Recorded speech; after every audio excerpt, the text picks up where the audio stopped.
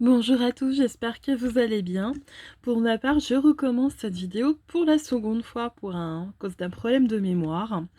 Donc j'allais dire, j'ai déballé les cartes, mais je ne les ai pas regardées. Mais là, du coup, maintenant, c'est faux puisque je les ai vues lors de la première présentation. Mais c'est pas grave, je recommence. Donc je suis surexcitée puisque je vous présente un tarot que j'ai désiré pendant plusieurs années, comme beaucoup, qui est le Bohemian Gothic Tarot. C'est la dernière édition des éditions Baba Studio, puisque après ils arrêtent leur activité concernant le tarot.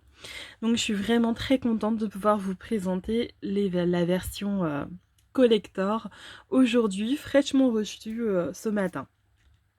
Donc c'est un tarot qui arrive avec une carte, un certificat d'authenticité, pardon. Donc moi j'ai les numéros 192 sur 990. Il est signé. On a le dos des cartes qui est comme ceci, avec la fameuse... euh, j'en perds mes mots de recommencer. Voilà le fameux effet à froid, métallisé. J'espère qu'on verra bien. Voilà. On a un petit livret. Hop, je vais ranger ça par là. On a des échantillons de cartes également. Donc du Bohemian 4 Tarot cette fois-ci, si je ne me trompe pas de nom, je crois que c'est ça.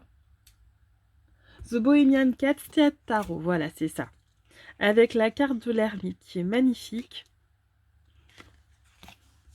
Une carte du Bohemian Gothic Tarot.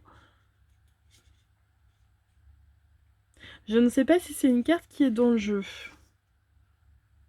Là, je crois que c'est juste une carte de remerciement. Et une autre carte du Bohemian 4 Théâtre Tarot. Voilà.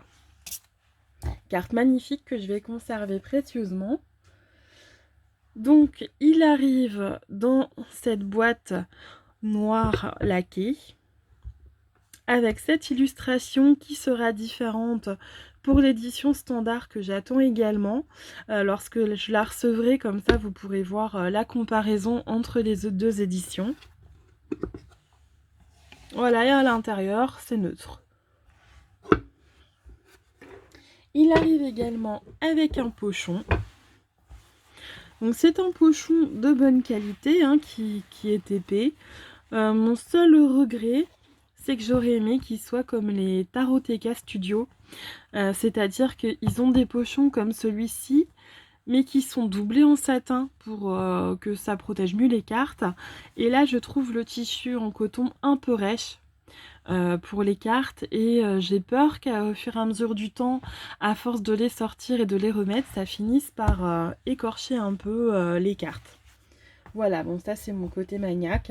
Donc je pense que moi je rajouterai un autre pochon satiné, quelque chose, un tissu pour ranger mes cartes parce que voilà, je préfère pas prendre de risques.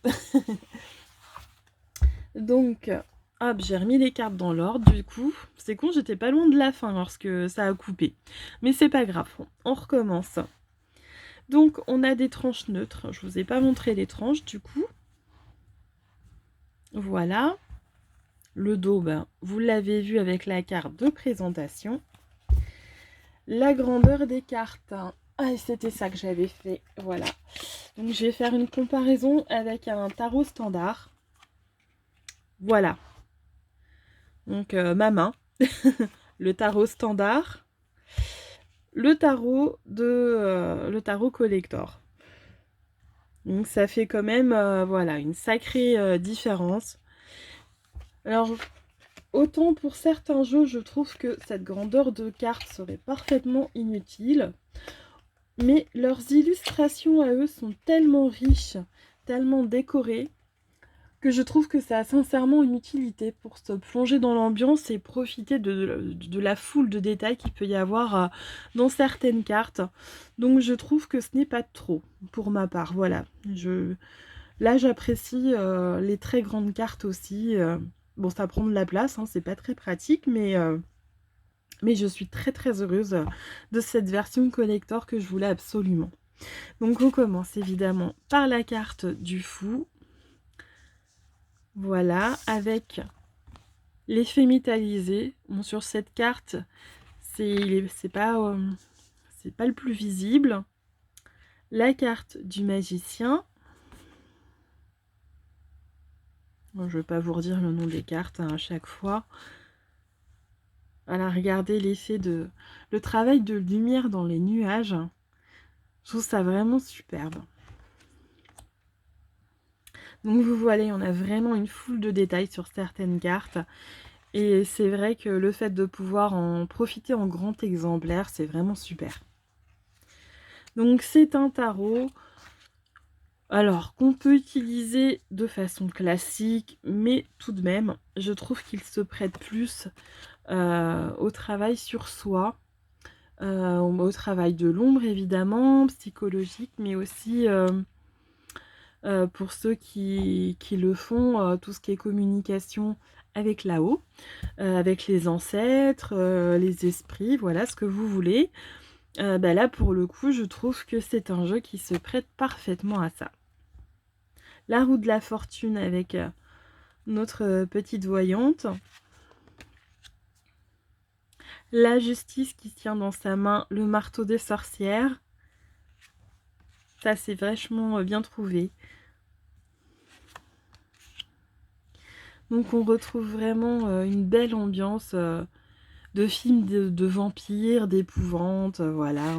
On est dans le gothique, hein, parfaitement là. On a vraiment cet univers à la Dracula qui me plaît énormément. Donc c'est un travail numérique qui a été réalisé à partir de vieilles photographies. Donc ça c'est chouette de le savoir aussi. Parce qu'ils nous ont montré un peu tout au long le processus créatif. C'était super intéressant. Donc pour cette édition, comme un peu toutes les éditions, mais celle-ci particulièrement, étant donné que c'est la dernière, a été énormément retravaillée. Donc on retrouve l'essence du jeu, mais les coloris et les lumières ont encore été retravaillés. Il y a certaines cartes qui ont changé.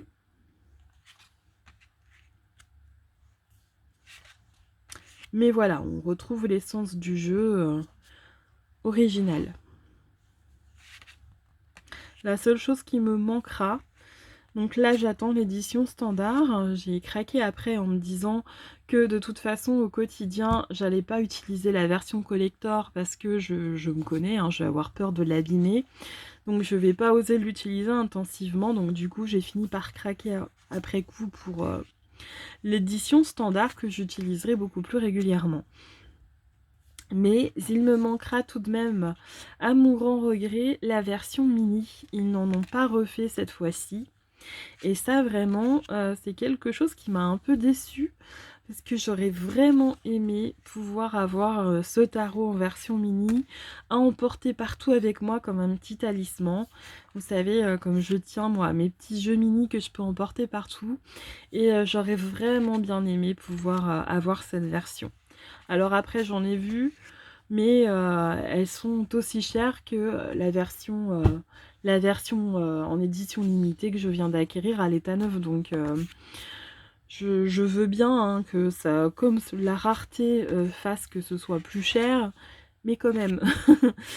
L'idée que pour le même prix, j'ai pu avoir une édition neuve en édition limitée grand format, voilà, ça me chagrine un peu, donc je ne suis pas prête à mettre ce prix, même si j'ai vraiment énormément envie d'avoir cette édition mini. Je ne suis pas prête à mettre aussi cher parce que je trouve que c'est exagéré, voilà, qu'il y a des gens qui font vraiment trop de profit sur la rareté des jeux. Et moi, je ne suis pas prête à jouer ce jeu. Voilà, donc je me dis, si elle doit rentrer un jour dans ma collection, je tomberai un jour sur une annonce voilà, qui conviendra à un prix décent. Et je saurai ce jour-là qu'elle devait rejoindre ma collection. Et si ça n'arrive pas, tant pis. Je m'estime déjà très chanceuse de pouvoir avoir ces 2 éditions.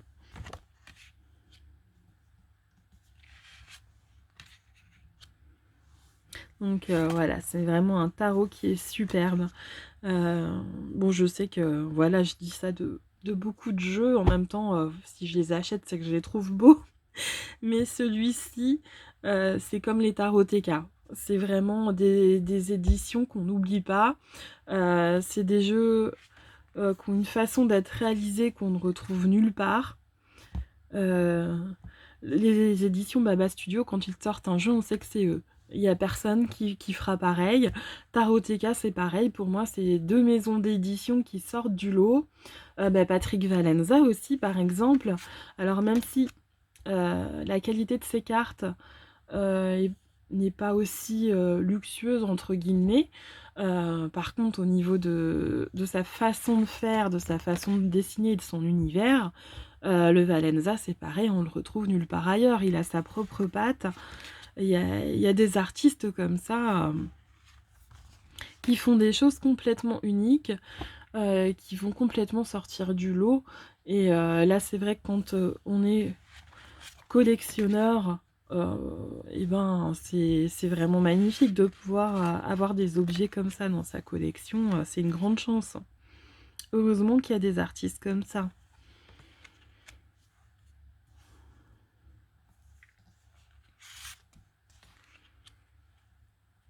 Et donc, c'est vraiment dommage qu'ils arrêtent le tarot. Bon, ils ont expliqué qu'à cause des contrefaçons, de toutes les choses qu'il y a en ce moment autour de la création, je comprends, hein, je comprends leur motivation. Mais c'est vrai qu'ils vont manquer au monde du tarot. Mais en tout cas, ils se retirent en nous laissant qu'elle ait un travail absolument magnifique. Ouais, ça c'est un jeu qui me suivra toute ma vie. Et qui me restera précieux, comme ceux de Taroteka, voilà. Celui qui me représente, c'est le The Dark Mansion Tarot, voilà, c'était celui auquel je m'identifiais. Et maintenant, il y en aura un deuxième, parce que je ne saurais pas choisir entre les deux, qui sera celui-ci aussi. Voilà, ces deux-là représentent vraiment les univers qui me correspondent. Donc voilà pour cette présentation, j'espère qu'elle vous aura plu. Pour l'instant, l'édition standard ne m'a pas encore été envoyée, donc je ne sais pas si la prochaine présentation sera cette édition-là, ni si je pourrais vous faire tout de suite après la comparaison entre les deux jeux. Sinon, c'est pas grave, je reprendrai une présentation classique entre deux. Voilà, en tout cas, très belle présentation, ça vaut la peine. Les cartes sont souples. Elles peuvent paraître un peu fines, étant donné leur grande taille. Ils ont pourtant choisi une épaisseur importante. Mais étant donné la grandeur des cartes, je suis pas sûre qu'il existe chez les imprimeurs des épaisseurs proposées adéquates. Mais on voit que ce sont des cartes de très bonne qualité. Parfois, quand elles sont trop épaisses, elles se dédoublent. Là, on voit que ce sont des cartes qui vont durer dans le temps. Donc c'est super. C'est vraiment une très très belle découverte. Je ne regrette pas mon achat. Et je vous dis à bientôt pour la prochaine présentation. Bonne journée!